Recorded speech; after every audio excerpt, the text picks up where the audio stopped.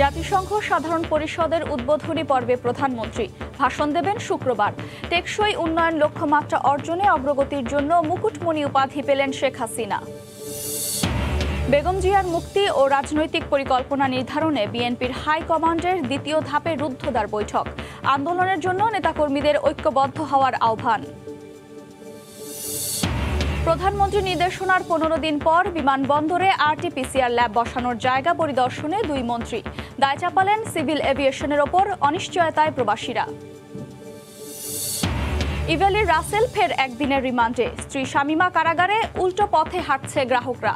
আদালতের সামনে মানববন্ধন। চটকদার বিজ্ঞাপন বন্ধে হাইকোর্টের রুল।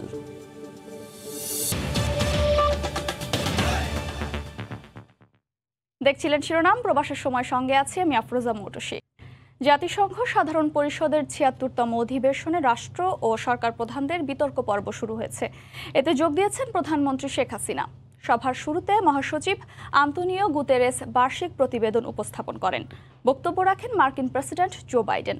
বলেন, মহামারী মোকাবেলায় সবাইকে এক হয়ে কাজ করতে হবে। নিউ ইয়র্কের জাতিসংঘ সদর দপ্তর থেকে বিস্তারিত জানিয়েছেন হাসানুজ্জামান সাকি। জাতিসংঘের ৭৬তম সাধারণ পরিষদের যে অধিবেশন, সেই অধিবেশনের মূল পর্ব কিন্তু বিতর্ক। এই বিতর্ক পর্বে রাষ্ট্র এবং সরকার প্রধানরা তারা বক্তব্য রাখেন। The United States intends to make a profound investment in research and innovation, working with countries at all stages of economic development to develop new tools and technologies to help us tackle the challenges of this second quarter of the 21st century. মূল বিতর্ক পর্ব সেটি শুরু হয়েছে মঙ্গলবার সকাল ৯টায় এবং বাংলাদেশের প্রধানমন্ত্রী শেখ হাসিনাও তিনি এই যে উদ্বোধনী অনুষ্ঠান, বিতর্ক পর্বের যে শুরু, সেই শুরুর অনুষ্ঠানে কিন্তু তিনিও উপস্থিত রয়েছেন। আবদুল্লাহ শহীদ তিনি এই জাতিসংঘের ৭৬তম অধিবেশনের সভাপতিত্ব করছেন। শুরুতেই অ্যান্তোনিও গুতেরেস তিনিও এখানে উপস্থিত আছেন। বাংলাদেশের প্রধানমন্ত্রী শেখ হাসিনা তিনি কিন্তু এই অধিবেশনে উপস্থিত রয়েছেন। আগামীকালকে প্রধানমন্ত্রী শেখ হাসিনার আরও কয়েকটি গুরুত্বপূর্ণ অনুষ্ঠান রয়েছে। মঙ্গলবার যে বিকেলবেলায় যুক্তরাষ্ট্রের যারা ব্যবসায়ী আছে তাদের সঙ্গে একটি বৈঠক, এই বৈঠকটি বেশ গুরুত্বপূর্ণ হিসেবে দেখা হচ্ছে। জাতিসংঘের ৭৬তম সাধারণ অধিবেশনের যে বিতর্ক পর্ব, তাতে রাষ্ট্র এবং সরকার প্রধানরা অংশ নিয়েছেন। প্রধানমন্ত্রী শেখ হাসিনাও এই অধিবেশনে যোগ দিয়েছেন। অধিবেশনের শুরুতেই মার্কিন প্রেসিডেন্ট জো বাইডেন তিনি বক্তব্য রাখেন এবং তার বক্তৃতায় সারা বিশ্বে শান্তি প্রতিষ্ঠায় তার সরকারের ভূমিকার কথা এবং তার সরকারের ভবিষ্যৎ পরিকল্পনার কথা তুলে ধরেছেন। হাসানুজ্জামান সাকি, সময় সংবাদ, জাতিসংঘ সদর দপ্তর, নিউ ইয়র্ক। টেকসই উন্নয়ন লক্ষ্যমাত্রা অর্জনে অগ্রগতির জন্য মুকুটমণি উপাধি পেলেন প্রধানমন্ত্রী শেখ হাসিনা। যুক্তরাষ্ট্রের কলাম্বিয়া বিশ্ববিদ্যালয়ের আর্থ ইনস্টিটিউটের global masters of development practice ও UN sustainable development solution network তাকে এই উপাধি দেয়। যুক্তরাষ্ট্র থেকে লস্কর আল মামুনের রিপোর্ট। জাতিসংঘের টেকসই উন্নয়ন সংক্রান্ত নবম বার্ষিক আন্তর্জাতিক সম্মেলনের পূর্ণ অধিবেশনে বাংলাদেশের প্রধানমন্ত্রী শেখ হাসিনাকে ক্রাউন জুয়েল অর্থাৎ মুকুটমণি আখ্যা দেয়া হয়। সোমবার যুক্তরাষ্ট্রের নিউ ইয়র্ক থেকে ভিডিও কনফারেন্সে যুক্ত হন প্রধানমন্ত্রী শেখ হাসিনা। অনুষ্ঠানে প্রধানমন্ত্রীকে স্বাগত জানানোর সময় ক্রাউন জুয়েল বা মুকুটমণি উপাধিতে ভূষিত করা হয়। Thank you very much. All the comments you made. সম্মেলনে অংশ নেওয়ায় প্রধানমন্ত্রী শেখ হাসিনাকে ধন্যবাদ জানান ইউএন সাস্টেইনেবল ডেভেলপমেন্ট সলিউশন নেটওয়ার্কের প্রেসিডেন্ট ও যুক্তরাষ্ট্রের বিশিষ্ট উন্নয়ন অর্থনীতিবিদ Jeffrey sax. You are inspiring us and we all want to wish you and all the people of Bangladesh a happy. অধিবেশনে জেফ্রি স্যাক্স প্রধানমন্ত্রী শেখ হাসিনাকে উদ্দেশ্য করে বলেন, তার সঙ্গে এক হতে পেরে তিনি আনন্দে উদ্বেলিত। তিনি বলেন, তারা যখন পৃথিবীর বিভিন্ন দেশের টেকসই উন্নয়ন লক্ষ্যের অগ্রগতি বিশ্লেষণ করেন, তখন দেখেন 2015 থেকে 2020 সাল পর্যন্ত বাংলাদেশের বেশিরভাগ ক্ষেত্রেই অগ্রগতিতে বিশ্বে প্রথম হয়েছে।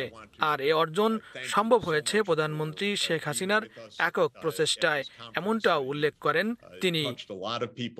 লস্কর আল মামুন, সময় সংবাদ, যুক্তরাষ্ট্র। বিএনপি চেয়ারপারসন বেগম খালেদা জিয়ার মুক্তি ও রাজনৈতিক পরিকল্পনা নির্ধারণে দলের হাইকমান্ডের রুদ্ধদ্বার বৈঠক হয়েছে।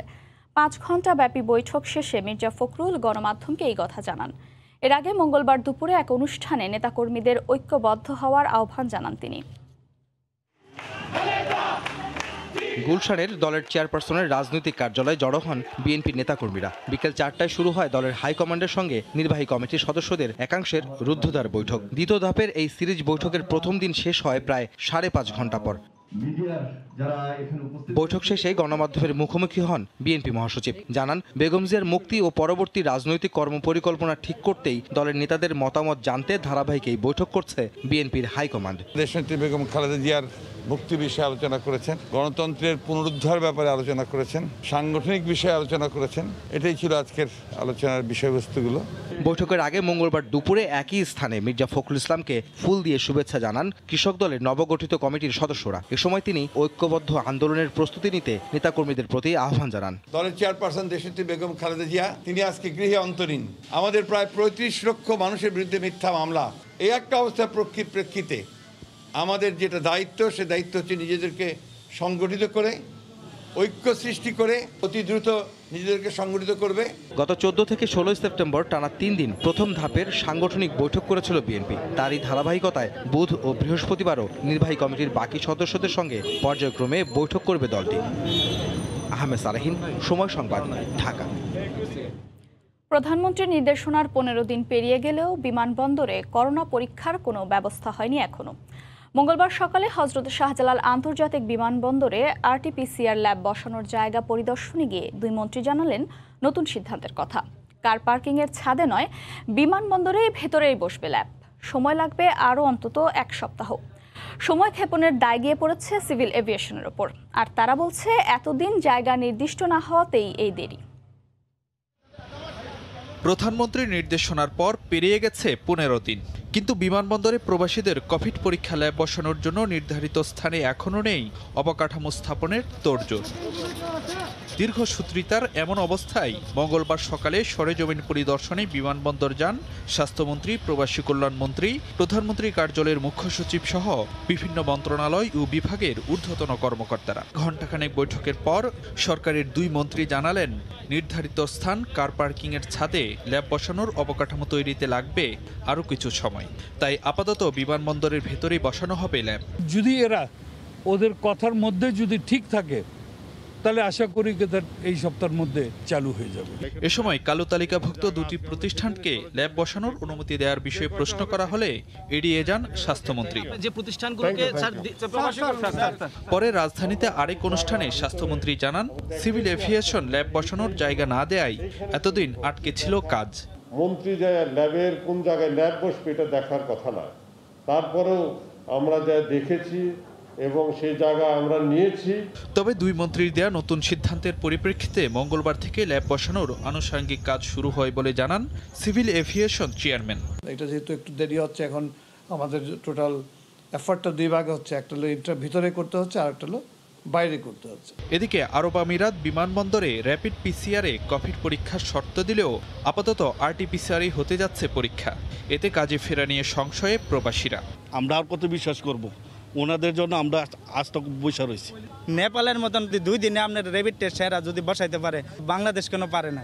গত মাসে বিমানে চড়ার 6 ঘন্টা আগে প্রবাসী শ্রমিকদের কোভিড পরীক্ষার শর্ত দেয় সংযুক্ত আরব আমিরাত। যে কারণে বিমানবন্দরে ল্যাব না থাকায় অনিশ্চয়তায় পড়ে যায় প্রবাসীদের কর্মস্থলে ফেরা।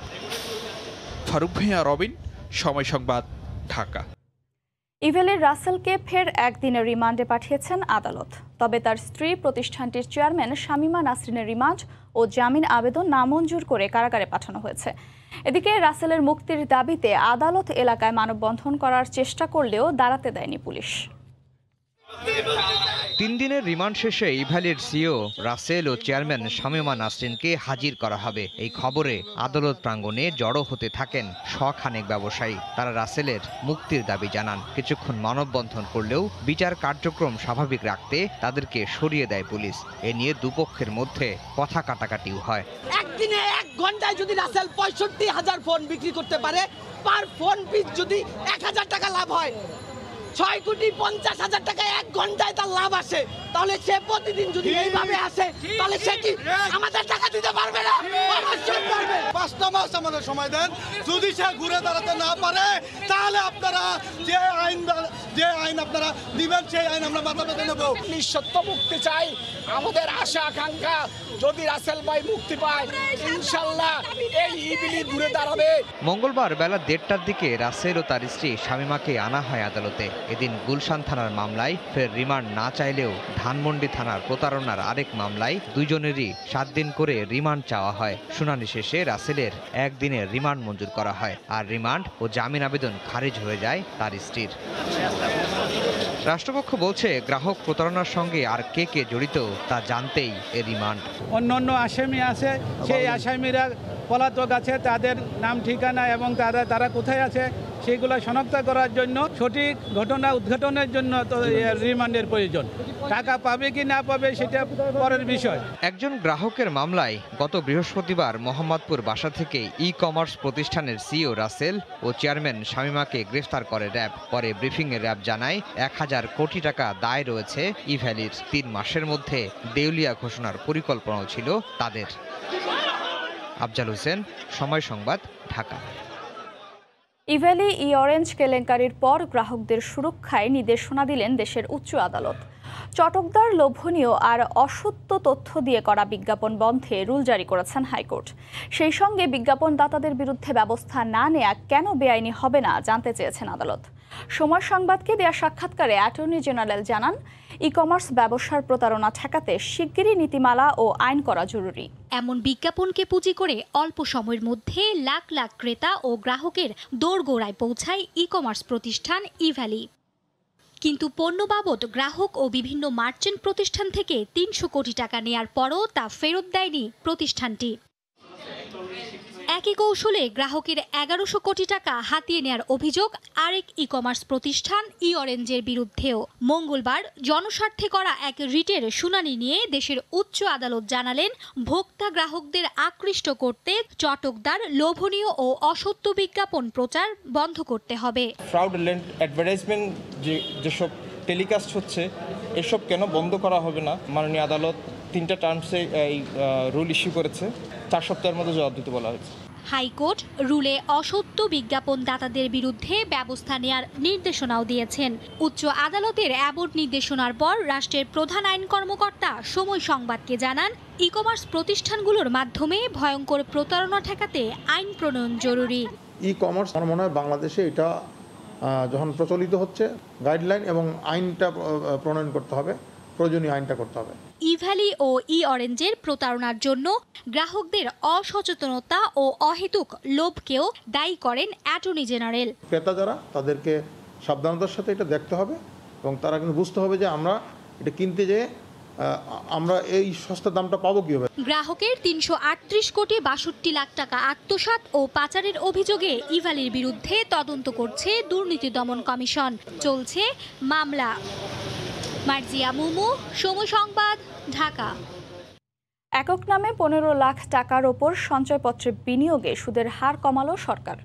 অভ্যন্তরীণ সম্পদ বিভাগের এক প্রজ্ঞাপনে জাতীয় সঞ্চয় স্কিমের সুদের হার পুনর্নির্ধারণ করা হয়েছে। কেবলমাত্র নতুন বিনিয়োগকারীদের ক্ষেত্রেই কার্যকর হবে এই সুদ হার। তবে অর্থনীতিবিদরা বলছেন, করোনাকালে সঞ্চয়পত্রের সুদের হার কমানোর সিদ্ধান্ত সঠিক নয়।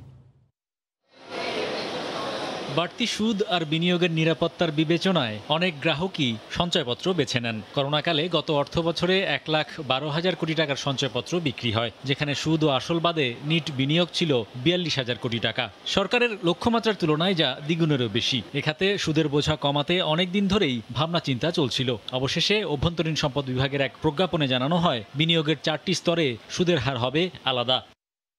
15 থেকে 30 লাখ টাকা পর্যন্ত বিনিয়োগে বাংলাদেশ সঞ্চয় স্কিমে মেয়াদ শেষে সুদের হার করা হয়েছে 10.3%, যা আগে ছিল 11.28%। একই অঙ্কের বিনিয়োগে 3 মাস অন্তর মুনাফা ভিত্তিক স্কিমে 10%, পেনশনার স্কিমে 10.75%, পরিবার সঞ্চয়পত্রে 10.5%, ডাকঘর সঞ্চয়ী মেয়াদি হিসাবে 10.3% সুদ পাবেন গ্রাহকরা।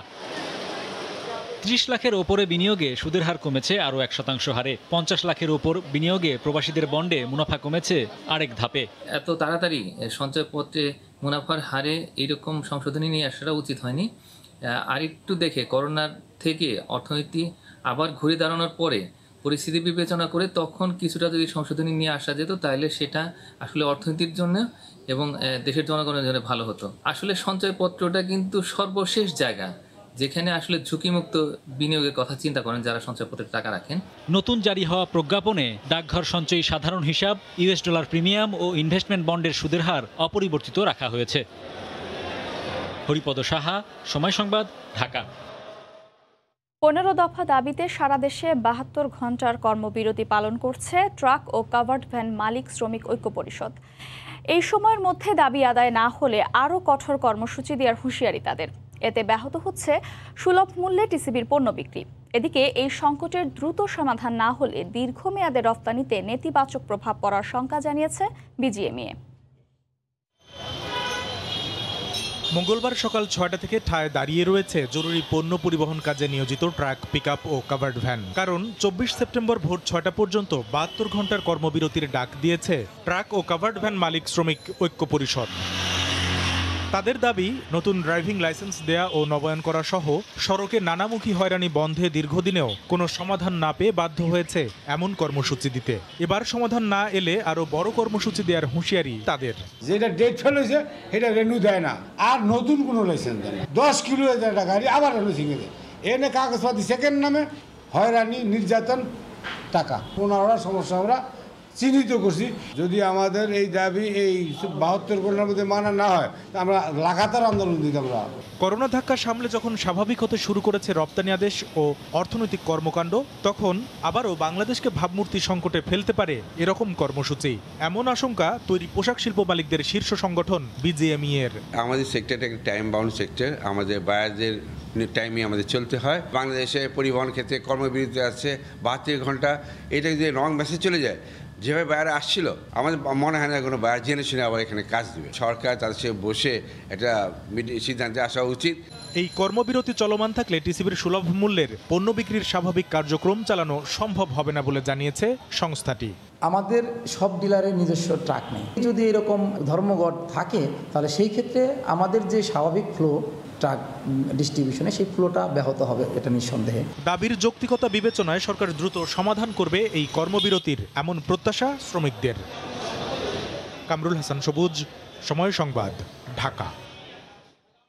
এদিকে চট্টগ্রামেও 15 দফা দাবিতে 72 ঘন্টার কর্মবিরতি শুরু করেছে ট্রাক, লরি এবং প্রাইম মুভার চালক শ্রমিকরা।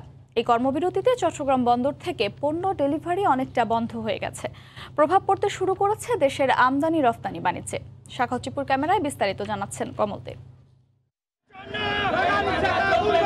পণ্য ও কন্টেনার বহনকারী এসব যানবাহনের চালক ও শ্রমিকেরা কর্মবিরতির অংশ হিসেবে বন্দরের সামনে রাস্তায় নেমে মিছিল সমাবেশ করে। 15 দফা দাবিতে মঙ্গলবার সকাল থেকে কর্মবিরতি শুরু করে তারা। আর এতেই চট্টগ্রাম বন্দরের পণ্য ডেলিভারি মারাত্মকভাবে ব্যাহত হয়। আমদানিকৃত পণ্য নিতে কোনো ট্রাক, কাভার্ড ভ্যান এবং লরি বন্দরে যেমন ঢুকতে পারেনি, তেমনি গতরাতে পণ্য ডেলিভারি নিতে বন্দরে ঢোকা গাড়িগুলোও বের হতে পারেনি।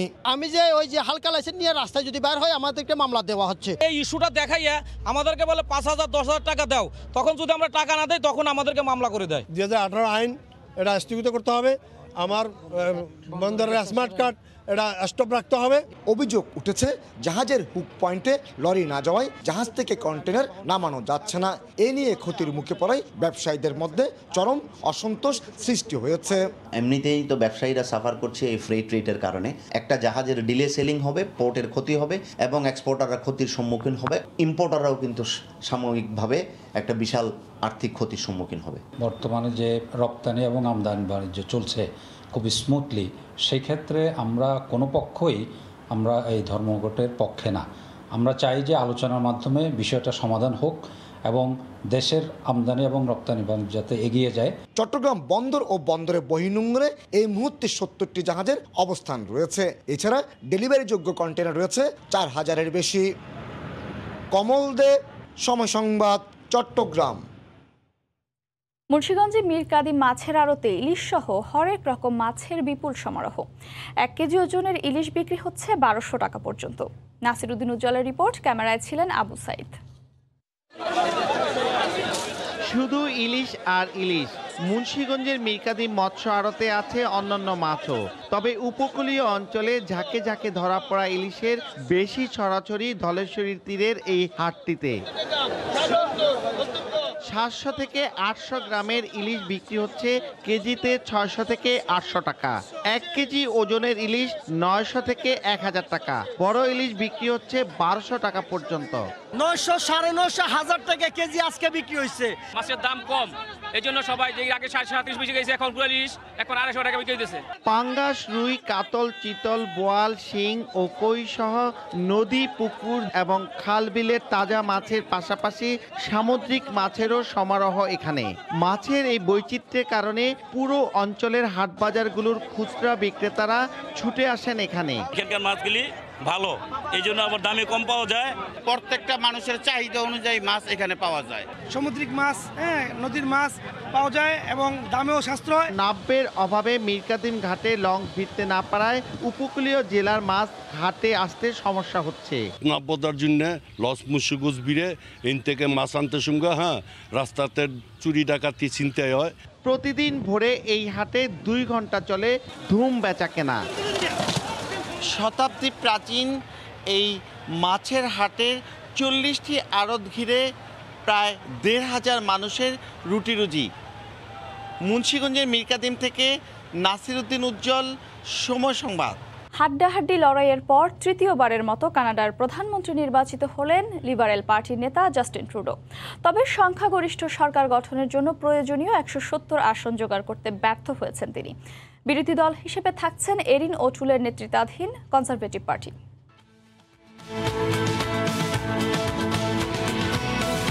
আনুষ্ঠানিক ফল ঘোষণার আগেই জয়ের উৎসবে মাতেন লিবারেল পার্টির নেতাকর্মীরা। দলীয় কার্যালয়ে জড়ো হয়ে সমর্থকদের সাথে শুভেচ্ছা বিনিময় করেন জাস্টিন ট্রুডো। গভীর রাতেই জাতির উদ্দেশ্যে বক্তব্য রাখেন তিনি। বলেন, করোনা মহামারী মোকাবেলায় জনগণের আস্থার প্রতিদান দিতে চান। With a clear mandate to get Canada through this pandemic and to the brighter days ahead. And my friends, that's exactly what we are ready to do. আমরা নতুন দিনের সূচনা করতে চাই। করোনায় সবাইকে একসঙ্গে নিয়ে কাজ করব, আর এটাই গণতন্ত্রের সৌন্দর্য। Dark days we have come through together. কানাডার রাষ্ট্রীয় সংবাদ মাধ্যম সিবিসি বলছে, সংখ্যাগরিষ্ঠতা পাওয়ার জন্য 170 আসন দরকার হলেও ট্রুডোর দল পেয়েছে 156টি। বিশ্লেষকরা বলছেন, করোনা মহামারী মোকাবেলায় নানা পদক্ষেপের কারণে প্রশংসা কুড়িয়েছেন অভিবাসী বান্ধব নেতা ট্রুডো, আর এ কারণেই জনগণের সমর্থন পেয়েছেন তিনি। ট্রুডোর জয়ে উচ্ছ্বসিত প্রবাসী বাংলাদেশিরাও। তবে সংখ্যাগরিষ্ঠ সরকার গঠনের আশায় আগাম নির্বাচনের যে সিদ্ধান্ত নিয়েছিলেন ট্রুডো, সেই আশা পূরণ হলো না। আর তাই সরকার গঠন করতে পারলেও বিভিন্ন সিদ্ধান্ত গ্রহণে আবারও বিরোধী দলগুলোর বাধার মুখে পড়বেন তিনি। রবিউল ইসলাম আওলাদ, সময় সংবাদ। করোনা সংকট মোকাবেলা ও জলবায়ু সমস্যা নিরসনে বিশ্বের সব দেশকে একযোগে কাজ করার আহ্বান জানিয়েছেন জাতিসংঘ মহাসচিব আন্তোনিও গুতেরেস। সংস্থার ৭৬তম সাধারণ অধিবেশনের উদ্বোধনী পর্বে বক্তব্য রাখেন মার্কিন প্রেসিডেন্ট জো বাইডেন। তিনি বলেন, জলবায়ু সমস্যা আরও প্রকট হওয়ার আগে আগামী দশকেই পরিস্থিতি মোকাবেলা করতে হবে। এবারের জাতিসংঘ সাধারণ পরিষদের অধিবেশনে সবচেয়ে বেশি গুরুত্ব পেয়েছে মহামারী করোনা ও জলবায়ু সংকট ইস্যু। স্থানীয় সময় মঙ্গলবার যুক্তরাষ্ট্রের নিউ ইয়র্কে জাতিসংঘের সদর দফতরে সাধারণ পরিষদের ৭৬তম অধিবেশনের উদ্বোধনী বক্তব্যে সংস্থাটির মহাসচিব অ্যান্তোনিও গুতেরেস সংকট মোকাবেলায় বিশ্ব নেতাদের সজাগ থাকার আহ্বান জানান। এর আগে বিশ্ব এত হুমকির মধ্য দিয়ে কখনো যায়নি। এই অবস্থায় পুরো বিশ্বই নতুন চ্যালেঞ্জের দ্বার প্রান্তে। সব দেশকেই সতর্ক হতে হবে। বিশ্ব সম্প্রদায়ের মধ্যে পারস্পরিক বিশ্বাস ও সহযোগিতার সম্পর্ক আরও জোরদার করতে হবে। সাম্প্রতিক সময়ে নানা ইস্যুতে বিশ্বের শক্তিধর দেশগুলোর মধ্যে বিভক্তি বাড়ায় উদ্বেগ জানিয়েছেন সংস্থাটির প্রধান। সংকট এড়াতে গুরুত্বপূর্ণ দুই দেশ যুক্তরাষ্ট্র ও চীনকে আলোচনায় বসার আহ্বানও জানান তিনি। এদিকে দায়িত্ব নেয়ার পর প্রথমবারের মতো সাধারণ পরিষদে যোগ দেন মার্কিন প্রেসিডেন্ট জো বাইডেন। এ সময় আগামী দশকই জলবায়ু সংকট নিরসনে সিদ্ধান্ত নেয়ার উপযুক্ত সময় বলেও মন্তব্য করেন তিনি। বাইডেন বলেন, বিশ্বের উন্নয়ন, শান্তি, নিরাপত্তার জন্য মহামারী করোনা ও জলবায়ুর পরিবর্তন বড় হুমকি হয়ে দাঁড়িয়েছে। এ অবস্থা থেকে উত্তরণের জন্য যুক্তরাষ্ট্র প্রতিশ্রুতি অনুযায়ী বিশ্ববাসীর পাশে থাকবে। This is the clear and urgent choice that we face here at the dawning of what must be a decisive decade for our world. A decade that will quite literally determine our futures. As a global community, we're challenged by urgent and looming crises, wherein lie enormous opportunities if we can summon the will and resolve to seize these opportunities. অধিবেশনে বিভিন্ন দেশের নেতাদের পাশাপাশি বক্তব্য রাখেন ব্রাজিলের president জেইর Bolsonaro. Corona মোকাবেলায় টিকা কর্মসূচির ওপর গুরুত্বারোপ করার পাশাপাশি ব্রাজিলের অ্যামাজন বন রক্ষায়ও প্রয়োজনীয় পদক্ষেপ নেওয়ার কথা জানান তিনি। É uma história da base se levarmos em conta que estávamos করোনার মধ্যেই স্বাস্থ্য সতর্কতা মেনে জাতিসংঘ সাধারণ পরিষদের অধিবেশনে যোগ দিয়েছেন বিশ্ব নেতারা। আবার নিউ ইয়র্কে সশরীরে উপস্থিত না হলেও অনেকে ভার্চুয়ালি সাধারণ বিতর্কে অংশ নেন। জান্নাতুল সাদিয়া, সময় সংবাদ। ইউরোপীয় ইউনিয়ন ও যুক্তরাজ্য সহ বিভিন্ন দেশের নাগরিকদের করোনা সংক্রান্ত ভ্রমণ নিষেধাজ্ঞা শিথিল করতে যাচ্ছে যুক্তরাষ্ট্র। আগামী নভেম্বর থেকে পূর্ণ ডোজ কোভিড টিকা গ্রহণকারীরা পৌঁছাতে পারবেন দেশটিতে। যুক্তরাষ্ট্র থেকে লস্কর আল মামুনের রিপোর্ট। করোনা ভাইরাসের সংক্রমণ ঠেকাতে বিদেশি নাগরিকদের ওপর ভ্রমণ নিষেধাজ্ঞা শিথিল করতে যাচ্ছে যুক্তরাষ্ট্র। এর মধ্য দিয়ে যুক্তরাজ্য ও ইউরোপীয় ইউনিয়নের দেশগুলোর নাগরিকরা 18 মাস পর দেশটিতে ভ্রমণের সুযোগ পেতে যাচ্ছেন। আসছে নভেম্বর থেকেই পূর্ণ ডোজ টিকা গ্রহণকারীরা ভ্রমণ করতে পারবেন দেশটিতে। স্থানীয় সময় সোমবার নতুন আন্তর্জাতিক ভ্রমণ ব্যবস্থার এই বিষয়টি জানায় হোয়াইট হাউস। তবে স্থলপথে সীমান্ত পাড়ি দিয়ে যুক্তরাষ্ট্রে ভ্রমণকারীদের ক্ষেত্রে এই নতুন নিয়ম প্রযোজ্য হবে না। এতে মেক্সিকো এবং কানাডা থেকে যানবাহনে আসা যাত্রীদের ক্ষেত্রে আগের মতোই কড়াকড়ি বহাল থাকছে। এদিকে যেসব মার্কিন নাগরিক পূর্ণ ডোজ টিকা নেননি তারাও যুক্তরাষ্ট্রে প্রবেশ করতে পারবেন, তবে প্রবেশের 24 ঘন্টা আগে তাদের করোনা পরীক্ষা করাতে হবে। এক্ষেত্রে শিশুদের করোনার টিকা বাধ্যতামূলক করা হয়নি। যুক্তরাষ্ট্রের নতুন ভ্রমণ নীতিমালা ঘোষণার প্রভাব পড়েছে এয়ারলাইন্সের শেয়ারেও। এ ঘোষণার পর ব্রিটিশ এয়ারওয়েজের মালিকানাধীন প্রতিষ্ঠান IAGর শেয়ার বেড়েছে প্রায় 10%। 2020 সালে চীনের ওপর নিষেধাজ্ঞা আরোপের মধ্য দিয়ে বিশ্বের বিভিন্ন দেশের ওপর ভ্রমণ নিষেধাজ্ঞা দেয় যুক্তরাষ্ট্র। লস্কর আল মামুন, সময় সংবাদ, যুক্তরাষ্ট্র। কয়েক মাস পরেই ব্রিটেনের শীত মৌসুম, আর তাই নতুন করে ভাবিয়ে তুলেছে করোনা সংক্রমণের বিষয়টি। বরিস প্রশাসন এরই মধ্যে টিকার বুস্টার ডোজ দেওয়া শুরু করেছে। শোয়েব কবিরের প্রতিবেদনে বিস্তারিত। শীত আসার আগেই 2 ডোজ ভ্যাকসিন নেওয়া ব্রিটেনবাসীকে বুস্টার ডোজ দেওয়ার সিদ্ধান্ত নিয়েছে দেশটির স্বাস্থ্য বিভাগ। করোনার নতুন ধরন ও সংক্রমণ থেকে জনগণকে সুরক্ষা দেওয়ার জন্যই এই সিদ্ধান্ত বলে জানান ব্রিটিশ প্রধানমন্ত্রী। We are confident in the vaccines that have made such a difference to our lives. We're now motoring ahead with the booster program, a third dose 6 months after your second. করোনার থাবা ঠেকাতে সরকারের দ্রুত ভ্যাকসিনেশনের কারণে Britain এখন অনেকটা স্বাভাবিক। তবে প্রতিনিয়ত নতুন ধরনের পাশাপাশি আসন্ন শীত মৌসুমে করোনা সংক্রমণ থেকে রক্ষা পেতেই বুস্টার ডোজ নেওয়া প্রয়োজন। দেশটিতে 50 বছর ও তার বেশি বয়সী নাগরিকদের এবং সম্মুখ সারির চিকিৎসা কর্মী ও পেশাজীবীদের এই ডোজ দেওয়া হবে। এই ক্ষেত্রে ব্যবহার করা হবে ফাইজার ও মডার্নার টিকা। ব্রিটেনের ক্ষেত্রে ফাইজারের ভ্যাকসিনটি মূলত বুস্টার ডোজ হিসাবে ব্যবহার করা হবে। তার অল্টারনেটিভ হিসাবে মডার্না ভ্যাকসিনকে বুস্টার কার্যক্রমে রাখা হয়েছে। আর যাদেরকে এই দুটো ভ্যাকসিন দেওয়া যাবে না তাদের ক্ষেত্রে অক্সফোর্ড অ্যাস্ট্রাজেনেকার ভ্যাকসিনটি বুস্টার ডোজ হিসেবে প্রয়োগ করা হবে। প্রায় 3.20 কোটি নাগরিককে বুস্টার ডোজ দেওয়ার পরিকল্পনা করছে ব্রিটিশ সরকার। ইতিমধ্যে প্রায় 4.5 কোটি মানুষকে করোনার 2 ডোজ টিকা দিয়েছে ব্রিটিশ সরকার। শোয়েব কবির, সময় সংবাদ, লন্ডন। আন্তর্জাতিক বন্ড ইস্যুর মাধ্যমে সিঙ্গাপুর স্টক এক্সচেঞ্জে তালিকাভুক্ত হওয়ার সিদ্ধান্ত নিয়েছে বাংলাদেশের রাষ্ট্রীয় বিনিয়োগকারী প্রতিষ্ঠান investment corporation of Bangladesh ICB। এতে করে বাংলাদেশের বিনিয়োগের জন্য বিদেশি বিনিয়োগকারীদেরও আগ্রহ বাড়বে। ICB এই বন্ড ইস্যু করার জন্য সুইজারল্যান্ডের স্বনামধন্য বিনিয়োগকারী প্রতিষ্ঠান ক্রেডিট সুইসের সাথে কাজ করতে চায়। সুইজারল্যান্ডের জুরিখের ক্রেডিট সুইস কার্যালয়ে এই উপলক্ষে এক অনুষ্ঠানের আয়োজন করা হয়। সুইজারল্যান্ডের জুরিখ থেকে আরও জানাচ্ছেন লুৎফুর রহমান বাবু। গেল 10 বছরে বাংলাদেশের অর্থনীতির যে ঈর্ষণীয় অগ্রগতি হয়েছে এবং সামগ্রিকভাবে অর্থনীতির নানা সূচকে বাংলাদেশ যেভাবে এগিয়েছে তা যেভাবে বিদেশি বিনিয়োগকারীদের সামনে তুলে ধরা প্রয়োজন ছিল সেভাবে তুলে ধরা হয়নি বলে মতামত ব্যক্ত করেছেন জুরিকে অনুষ্ঠিত রোড শোর আলোচকরা। সেখানে তারা আরও বলেছেন সে কারণেই বিদেশি বিনিয়োগ যেভাবে আসা উচিত ছিল সেভাবে আসেনি। জুরিক রোড শোর বিভিন্ন সেশনে অংশগ্রহণ করেন বাংলাদেশ সরকারের নীতি নির্ধারণী পর্যায়ের বিভিন্ন কর্মকর্তা, দেশি বিদেশি বিনিয়োগকারী ও উদ্যোক্তা ও প্রবাসী বাংলাদেশি ব্যবসায়ী নেতারা। এদিকে আন্তর্জাতিক বন্ড ইস্যুর মাধ্যমে সিঙ্গাপুর স্টক এক্সচেঞ্জে তালিকাভুক্ত হওয়ার সিদ্ধান্ত নিয়েছে বাংলাদেশের রাষ্ট্রীয় বিনিয়োগকারী প্রতিষ্ঠান investment corporation of Bangladesh ICB. ICB এই বন্ড ইস্যু করার জন্য সুইজারল্যান্ডের স্বনামধন্য প্রতিষ্ঠান ক্রেডিট সুইসের সাথে কাজ করতে ইচ্ছুক। এ উপলক্ষে জুরিকে ক্রেডিট সুইস কার্যালয়ে এক অনুষ্ঠানের আয়োজন করা হয়। অনুষ্ঠানে আলোচকরা বলেছেন বাংলাদেশে এ ধরনের বন্ড প্রথম ইস্যু করা হবে, তবে এ ধরনের কোনো চুক্তি স্বাক্ষর হয়নি বলে জানা গেছে। জুরিকের পর সুইজারল্যান্ডের আরেক শহর জেনেভায়ও Bangladesh securities and exchange commission বিএসএসির আরেকটি রোড শো অনুষ্ঠিত হবে। তাদের প্রত্যাশা সেখান থেকেও তারা বিদেশি বিনিয়োগকারীদের ব্যাপক সাড়া পাবেন। সুইজারল্যান্ডের জুরিক থেকে মোহাম্মদ লুৎফুর বাবু, সময় সংবাদ। দুবাইয়ে আগামী 29 ও 30 সেপ্টেম্বর অনুষ্ঠিত হতে যাচ্ছে গ্লোবাল বিজনেস সামিট 2021। সারা বিশ্বের সিআইপিদের নিয়ে গড়া সংগঠন এনআরবি অ্যাসোসিয়েশনের উদ্যোগে এই বিজনেস সামিট অনুষ্ঠিত হবে। সামিটে বিশ্ববাজারে কিভাবে বাংলাদেশের বাণিজ্য ও ব্যবসায়ীদের অবস্থান আরও সুদৃঢ় করা যায় তা নিয়ে নানা প্রতিপাদ্য তুলে ধরা হবে। বিস্তারিত শিবলি আল সাদিকের রিপোর্টে।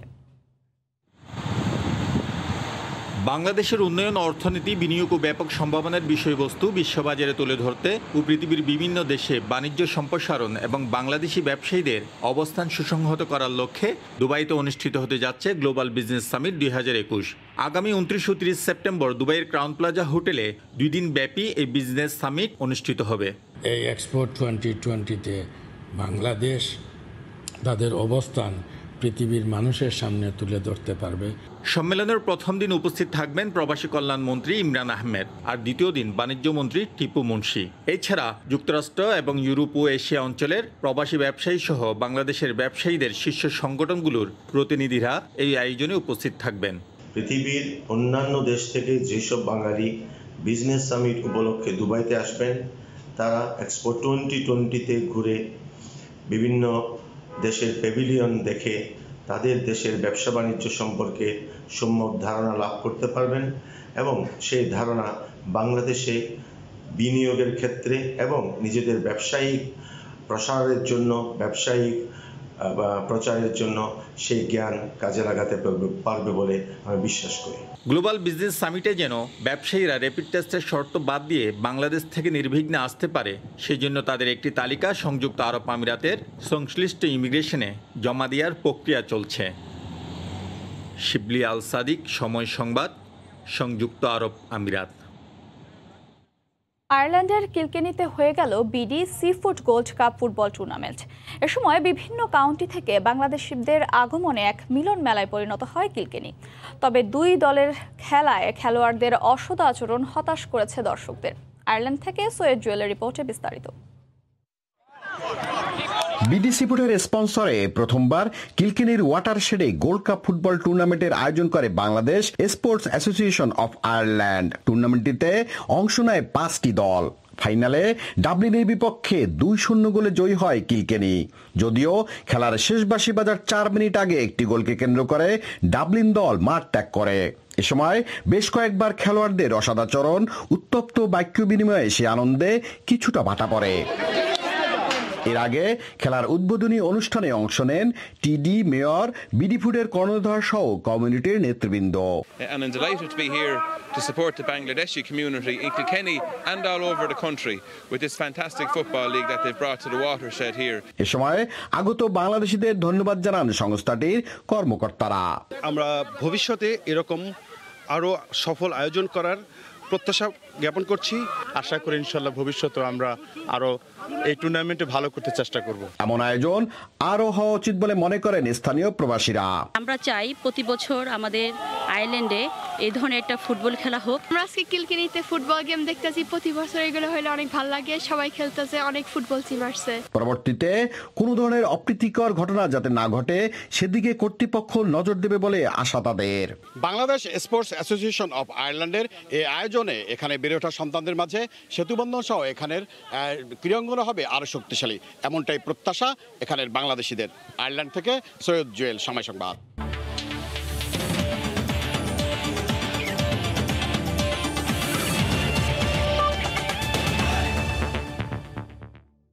বিসিবি নির্বাচনের তফসিল ঘোষণা করেছে নির্বাচন কমিশন। আগামী ২৭ সেপ্টেম্বর মনোনয়ন দাখিলের শেষ দিন, আর ৩০ সেপ্টেম্বর ঘোষণা করা হবে প্রার্থীদের চূড়ান্ত তালিকা। কোভিডকালে গঠনতন্ত্রে পরিবর্তন এনে রাখা হয়েছে পোস্টাল ভোটের ব্যবস্থাও। আগামী ৬ অক্টোবর অনুষ্ঠিত হবে ভোট গ্রহণ। এর আগে মঙ্গলবার খসড়া ভোটার তালিকা প্রকাশ করেছে নির্বাচন কমিশন।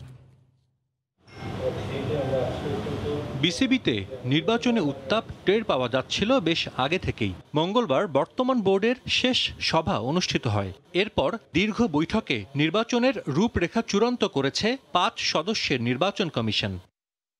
বিসিবি নির্বাচনে ৩ ক্যাটাগরিতে এবার অংশ নেবেন ১৭১ জন কাউন্সিলর, যার তালিকা প্রকাশ করা হয়েছে। নির্বাচনের মাধ্যমে এখান থেকে আসবেন বোর্ডের আগামী ৪ বছরের জন্য ২৫ পরিচালক। বর্তমান বোর্ড সভাপতি নাজমুল হাসান পাপন এবার কাউন্সিলর হয়েছেন আবাহনী ক্লাব থেকে। এবারও নির্বাচন করার গুঞ্জন থাকলেও কাউন্সিলর তালিকায় নেই বিতর্কিত লোকমান হোসেন ভূঁইয়ার নাম। বিসিবি পরিচালক নির্বাচনে ২৩ জন নির্বাচিত হবেন সরাসরি ভোটে। বাকি ২ পরিচালক আসবেন জাতীয় ক্রীড়া পরিষদের মনোনয়নে। নির্বাচনের আগে এজিএমে গঠনতন্ত্রে কিছু পরিবর্তন করে তাতে অনুমোদন নেওয়া হয়েছে। কোভিড পরিস্থিতি বিবেচনায় নিয়ে রাখা হয়েছে পোস্টাল ভোটের ব্যবস্থা। নির্বাচন কমিশন এরই মধ্যে খসড়া ভোটার তালিকা প্রকাশ করেছে। আপত্তি গ্রহণ ও শুনানি শেষে বুধবার ঘোষণা করা হবে চূড়ান্ত ভোটার তালিকা। বৃহস্পতি ও শুক্রবার বিতরণ করা হবে মনোনয়নপত্র। যাচাই বাছাই শেষে ৩০ সেপ্টেম্বর প্রার্থীদের চূড়ান্ত তালিকা প্রকাশ করা হবে। আর বহুল প্রতীক্ষিত নির্বাচনের ভোট গ্রহণ ৬ অক্টোবর। পরদিন ঘোষণা করা হবে চূড়ান্ত ফলাফল। ২০১৩ সালে বিসিবি নির্বাচনের ভোট গ্রহণ অনুষ্ঠিত হয়েছিল জাতীয় ক্রীড়া পরিষদ কার্যালয়ে। তবে গেল নির্বাচনের মতো এবারও ভোট গ্রহণ সহ যাবতীয় আনুষ্ঠানিকতা হবে বিসিবি কার্যালয়ে। সাজিদ মুস্তাহিদ, সময় সংবাদ, ঢাকা। বিসিবির আসন্ন নির্বাচনে কোনো প্যানেল থাকছে না। পাইপলাইনে নতুন নেতৃত্বকে উৎসাহ দিতে সভাপতি পদে থাকতেছেন না। পরিচালনা পর্ষদের সভা শেষে এমনটাই জানিয়েছেন নাজমুল হাসান পাপন।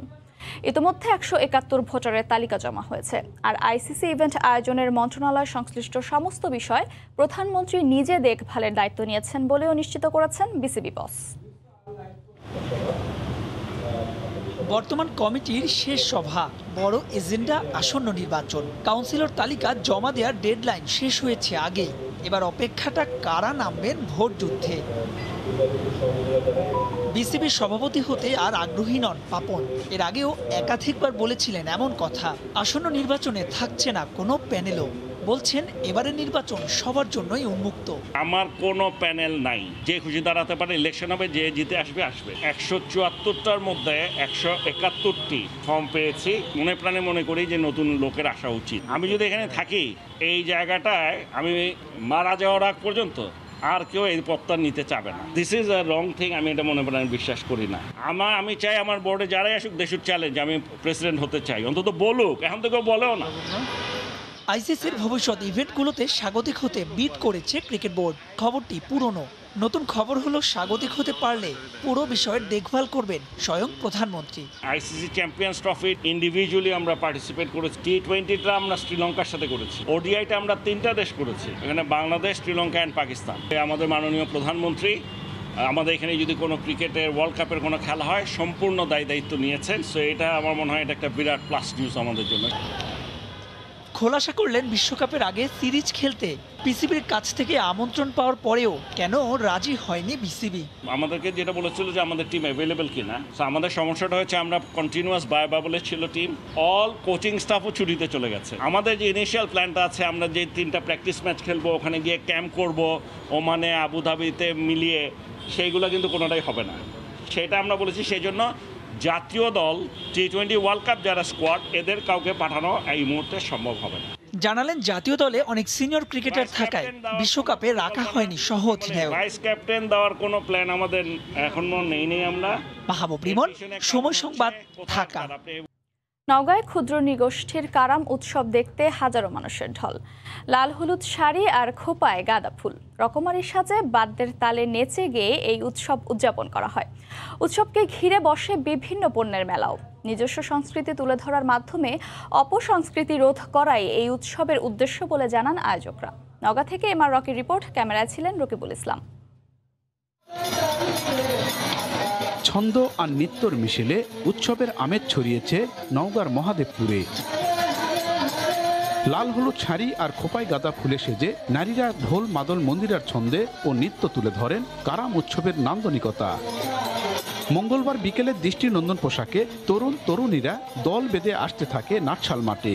বাহারি পোশাকের সৌন্দর্যের শোভা ছড়ানো এমন উৎসব দেখতে ঢল নামে নানা শ্রেণী পেশার মানুষের। সবাই একসাথে নিজস্ব ভাষায় গান গেয়ে বাদ্যর তালে পরিবেশন করে ছন্দময় নৃত্য। ঝুমের নাচ এবং আমাদের যে ঐতিহ্যবাহী কারাম নাচ, সবাই সেখানে অংশগ্রহণ করি। যতগুলো প্রতিযোগিতা, যতগুলো দল থাকে তাদেরকে সবাইকে পুরস্কার দেওয়া হয়। ছন্দময় কসরতের নান্দনিক নৃত্য দেখে বিমোহিত দর্শনার্থীরা। আদিবাসী এবং আরো অন্যান্য জাতি, তাদেরকে দেখে অনেক ভালো লাগলো। ভালোই হচ্ছে। দিনব্যাপী কারাম উৎসবকে ঘিরে নাটশাল মাঠে বসেছিল মেলা। ভাদ্রের পূর্ণিমায় কারাম উৎসবের এই দিনটির জন্য বরেন্দ্র জনপদের ক্ষুদ্র নৃগোষ্ঠীর অন্তত 15টি সম্প্রদায়ের মানুষ অপেক্ষায় থাকে। অতীতের দুঃখ জরাকে পেছনে ফেলে আনন্দ মাতেন এই দিনে। ক্ষুদ্র নৃগোষ্ঠীর নিজস্ব সংস্কৃতি রক্ষার মাধ্যমে অপসংস্কৃতি রোধ করতে সরকার সবসময় সহযোগিতা দেবে বলে জানায় উপজেলা প্রশাসন। ওরা যেন এই সংস্কৃতির মধ্যে থাকতে পারে, এটার জন্য আমাদের সরকারিভাবে যে সাপোর্ট ওদেরকে দেওয়া দরকার আমরা ওদেরকে দেব। কারাম উৎসবের নৃত্য পরিবেশন করতে নওগাঁ ছাড়াও পার্শ্ববর্তী জয়পুরহাট থেকে 25টি দল অংশগ্রহণ করে। 1995 সাল থেকে এই উৎসব পালন করে আসছে উত্তরাঞ্চলের ক্ষুদ্র নৃগোষ্ঠীর অন্তত 16টি সম্প্রদায়। এমআর রকি, সময় সংবাদ, নওগাঁ। এ পর্যায়ে শীর্ষ সংবাদগুলো জানিয়ে দিচ্ছি আরেকবার। জাতিসংঘ সাধারণ পরিষদের উদ্বোধনী পর্বে প্রধানমন্ত্রী মুকুটমণি উপাধি পেলেন শেখ হাসিনা। লিঙ্গ সমতা নিশ্চিতে নারী নেত্রীদের নেটওয়ার্ক গঠনের আহ্বান। বেগম জিয়ার মুক্তি ও রাজনৈতিক পরিকল্পনা নির্ধারণে বিএনপির হাই কমান্ডের দ্বিতীয় ধাপের রুদ্ধদ্বার বৈঠক। আন্দোলনের জন্য নেতাকর্মীদের ঐক্যবদ্ধ হওয়ার আহ্বান। এই ছিল প্রবাসের সময়ের সঙ্গে থাকুন সময়ের।